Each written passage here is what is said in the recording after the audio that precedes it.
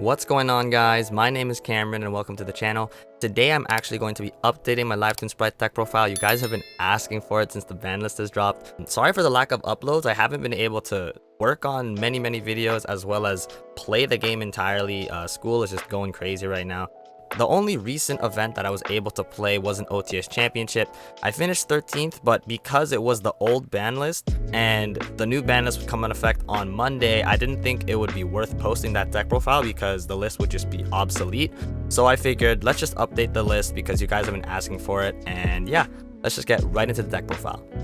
Alright, so you guys know the drill when it comes to the Live Twin engine. I am very keen on this ratio, but I have something that I am considering to change. So we have the 3 Live Twin Lilla, the 2 Live Twin Kisakil, the 1 Frost, and the 1 Treat. This is very standard. The Lilla not necessarily, but I do think this card is mandatory in a Live Twin Sprite deck. The monsters are absolutely nice, but the thing that I'm actually considering to change is in the spell ratio. So we're on 3 Snitch as well, and a 3 Secret Password.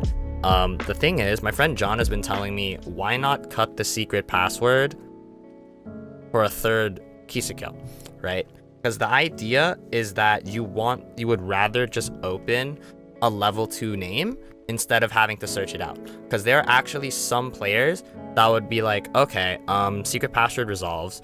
If they don't have the droll, like, they won't droll you, but then if they have Ash, they might Ash the Snitch.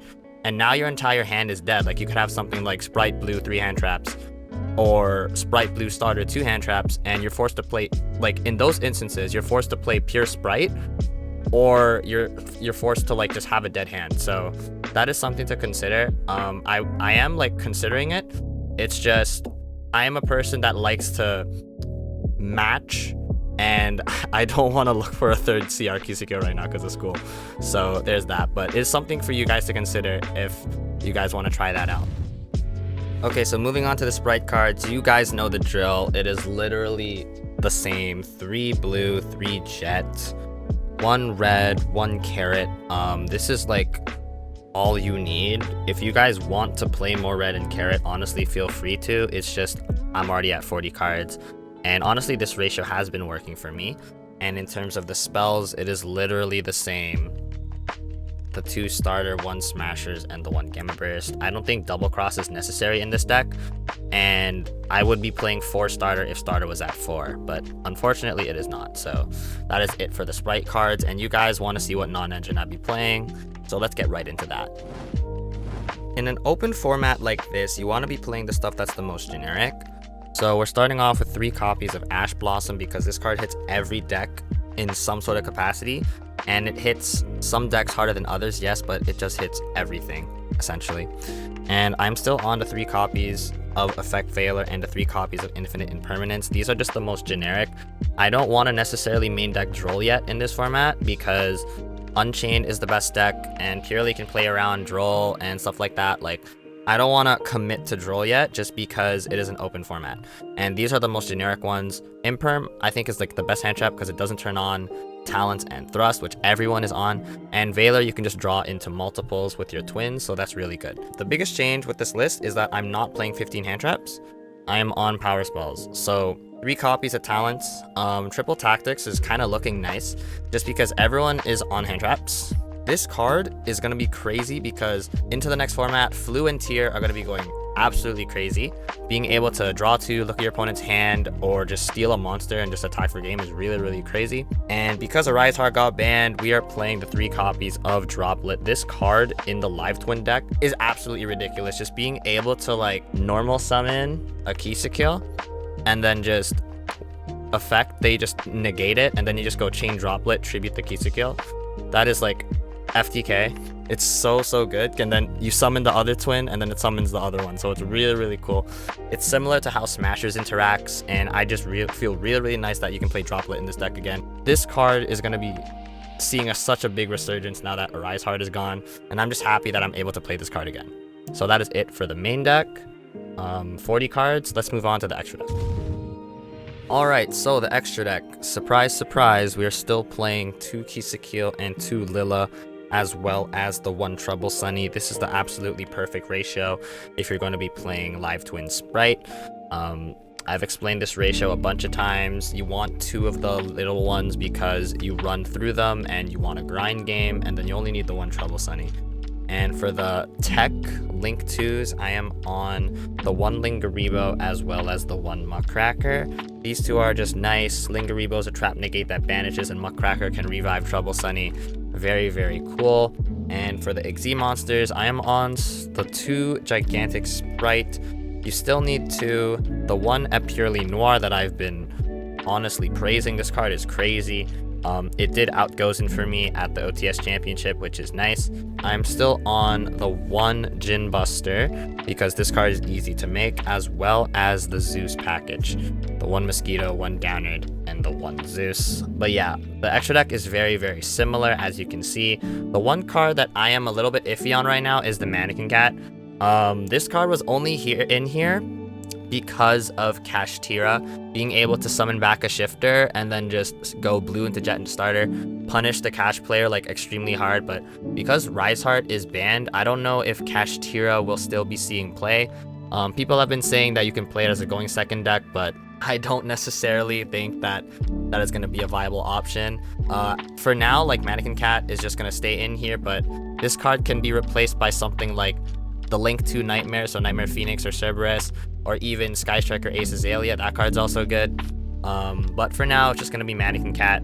Alright, so now the side deck. This is the part of the deck that changes the most because it changes along with the format.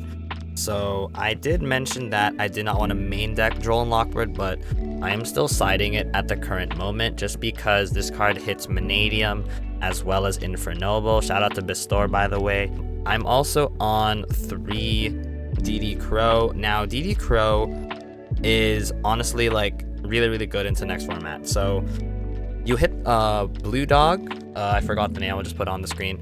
In Unchained, you hit the Blue Dog. Affects their grind game. And honestly, you could play it into tier. So I think DD Crow is very valuable for that. Just being able to DD Crow the names engrave, which is very good. And it is also good into Purely, which is still being played.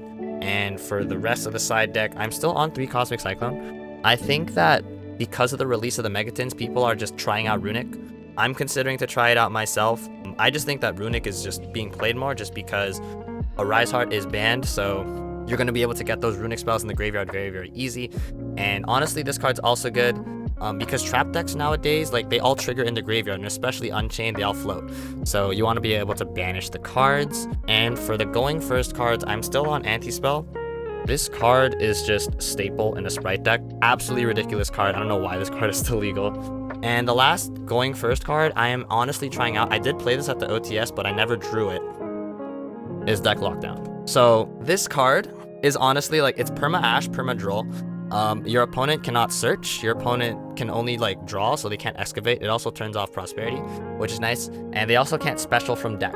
So they can't eat, like, you can't eat Telly, you can't Sprite Starter, you can't purely spell from deck, you can't welcome Labyrinth from deck, you can't Manadium like affecting graveyard when they're destroyed to special from deck. Like, you see, like, you know what, you guys know what I mean. This card like is crazy, and you can honestly like turn off the floodgates with your Lilla because, or Evil Twin Lilla, because Evil Twin Lilla can pop any card on the field, so that's nice. Like, if you drop this on top of your board, like, your opponent is not playing.